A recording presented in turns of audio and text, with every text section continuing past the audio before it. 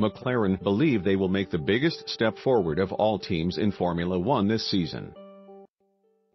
The team have not won a race since the end of 2012 but are hopeful of a strong season after swapping their underperforming Honda engines for Renault.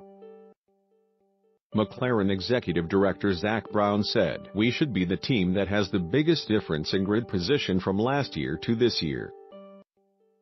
Everyone, including ourselves, is eager to see what that looks like." Brown said McLaren's aim for 2018 was being competitive, that is racing at the front. Qualifying at the front, getting on the podium, after 3 years of being Honda's sole partner but suffering from the engine's lack of performance. McLaren dropped the Japanese company and are now one of 3 teams with Renault engines. But Brown said he was not nervous about being compared with Red Bull, who won 3 races last year, and the French manufacturer's improving factory team. "If we're 0.9 seconds off Red Bull, that won't look good." "I agree," Brown said. "We don't want to hide. It's showtime. The beautiful thing about motor racing is hundreds of millions of people get to see how you do. That's part of the adrenaline. We are looking forward to that. This team has won the second most amount of championships and they welcome and are excited about the pressure of having the spotlight on us.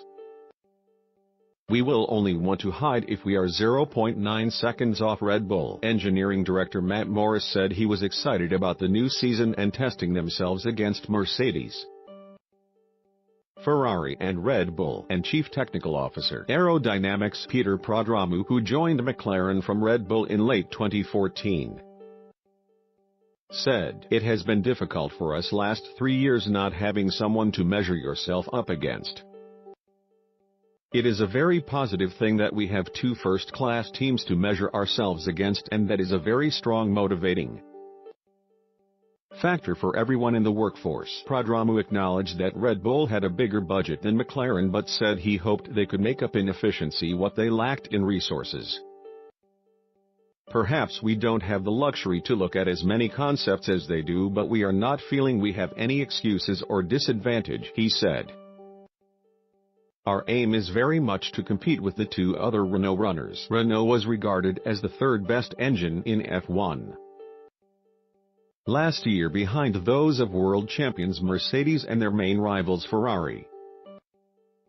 But Brown said he was optimistic about the French company's performance in 2018 and not concerned about the reliability problems it had last season. "There's no alarm bells," he said. "They seem to be very confident and happy with where they are at in terms of power and reliability, and specifically the reliability they feel they are on top of. I know there is a big debate about what is the first, second and third best engine. I think in reality they are all pretty close. So we are excited and feel they really wanted to do business with McLaren, and we feel we will have total parity of engine specification with Red Bull and the works team." McLaren's drivers in 2018 are 2-time world champion Fernando Alonso and Belgian Stoffel Vandoorne.